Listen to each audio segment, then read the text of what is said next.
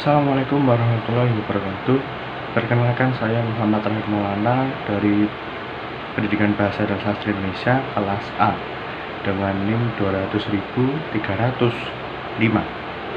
Berikut akan saya sampaikan dongeng yang berjudul Malin Kundang. Pada zaman dahulu hidup sebuah anak dan ibunya di perkampungan. Dua orang tersebut adalah Mande Rubaya dan Malin Kundang. Malin adalah seorang anak yang rajin dan penurut. Mande Rubaya sudah tua. Ia hanya mampu bekerja sebagai penjual kue untuk mencukupi kebutuhan ia dan anak tunggalnya. Suatu hari, Malin jatuh sakit. Sakit yang teramat keras, nyawanya hampir melayang. Namun akhirnya ia dapat diselamatkan berkat usaha keras ibunya. Setelah sembuh dari sakitnya, ia semakin disayang. Mereka adalah ibu dan anak yang saling menyayangi. Kini, Malin sudah beranjak dewasa. Ia meminta izin kepada ibunya untuk pergi merantau ke kota. Karena saat itu sedang ada kapal besar merapat di pantai air manis. Ibu berkata, "Jangan, Malin. Ibu takut terjadi sesuatu denganmu di tanah rantau sana. Menetaplah saja di sini, temani ibu."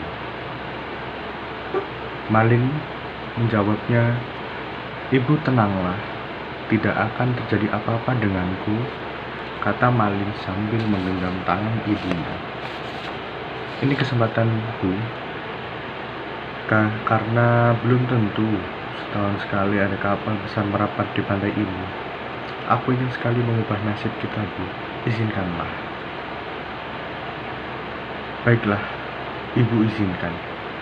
Cepatlah kembali, ibu akan selalu menunggumu, nak," kata ibunya sambil menangis. Meski dengan berat hati, akhirnya Mande Rubaya mengizinkan anaknya pergi. Kemudian Malin dibekali dengan nasi berbungkus daun pisang sebanyak 7 bungkus. "Untuk bekalmu di perjalanan," katanya sambil menyerahkan pada Malin. Setelah itu berangkatlah Malin Kundang ke tanah rantau, meninggalkan ibunya sendiri.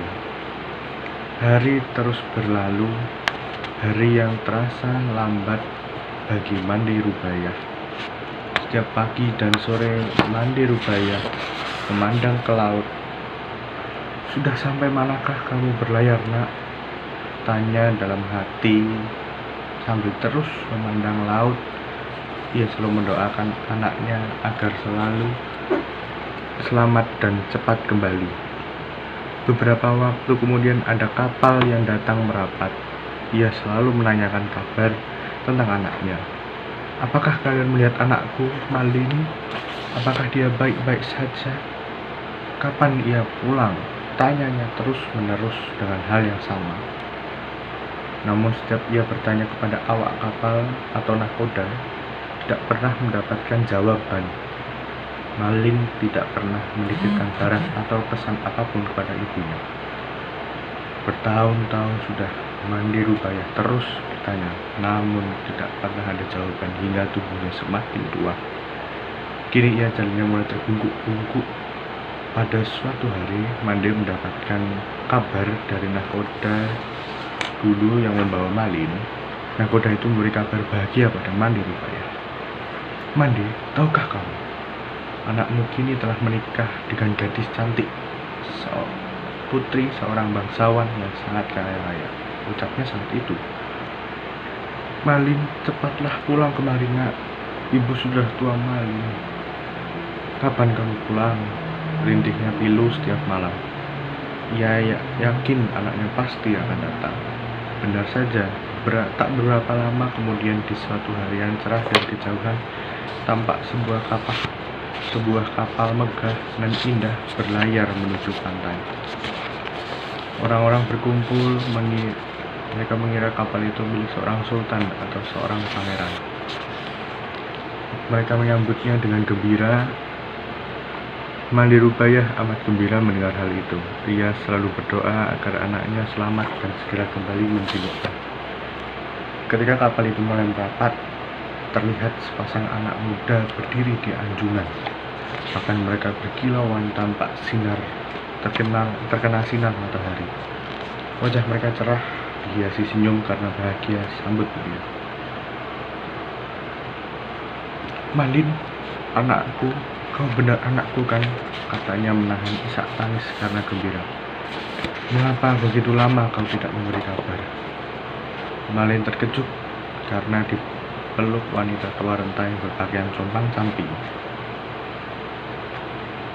Lalu wanita yang istrinya Malin berkata, "Wanita jelek, inikah ibumu? Mengapa dahulu kau berbohong kepadaku?" ucapnya secara sinis. "Bukankah dulu kau katakan bahwa ibumu adalah seorang bangsawan yang sederajat denganku?" Dengar kata-kata pedas istrinya, Malin langsung mendorong ibunya hingga terguling ke pasir. "Wanita gila, aku bukan anakmu," ucapnya dengan kasar. Malin rupanya tidak percaya akan perilaku anaknya yang ia jatuh terduduk sambil berkata, Malin, anakku, aku ini ibumu. "Mengapa kau menjadi seperti ini, Nak?" Malin Kundang tak memperdulikan perkataan ibunya. Dia tidak akan mengakui ibunya. Ia malu kepada istrinya. Orang-orang yang melihat ikut terpana dan kemudian pulang ke rumah masing-masing. Malin Rubaya pingsan terbaring sendiri. Ketika ia sadar, pantai air manis sudah sepi. Dilihatnya kapal Malin semakin menjauh. Ia tak menyangka Malin yang dulu disayangi mereka. Sang ibu memulai berdoa dan berharap, "Ya Tuhan, kalau memang dia bukan anakku, aku maafkan perbuatannya tadi. Tapi kalau memang ia benar anakku yang bernama Malin Kundang, aku mohon keadilan-Mu ya Tuhan," ucapnya pilu sambil menangis. Tak lama kemudian cuaca di tengah laut yang tadinya cerah mendadak berubah menjadi gelap. Hujan tiba-tiba turun dan badai yang datang. Tiba-tiba badai tersebut menghantam kapal Malin Kundang.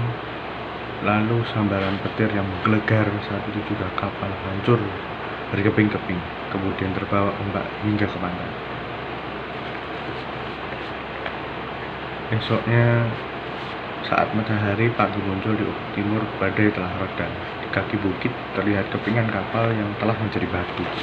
Itulah kapal Malin Kundang. Tampak sebongkah batu yang menyerupai tubuh manusia.